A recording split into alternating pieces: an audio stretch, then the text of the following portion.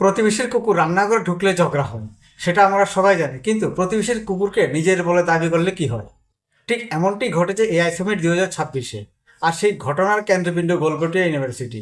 AI summit 2026-এ একটি চীনা কোম্পানির উন্নত রোবোটিক ডগ প্রদর্শনী হচ্ছিল। কিন্তু বিতর্ক শুরু হয় যখন অভিযোগ উঠে ওই রোবোটিক কুকুরটিকে নিজেদের উদ্ভাবন বলে দাবি করে গলগটিয়া ইউনিভার্সিটি।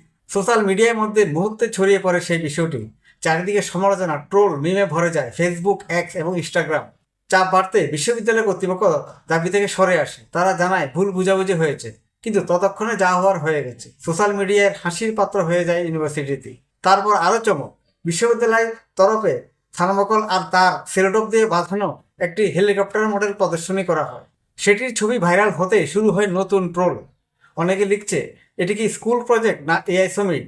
এই ঘটনার রেশ কাটতে না কাটতে কিছু অতি উৎসাহী প্রতিবাদকারী অর্ধনগ্ন অবস্থায় এআই সামিটে বিরোধিতা করতে আসে। পরিস্থিতি উত্তপ্ত হয়ে ওঠে, মারধরের ঘটনাও ঘটে।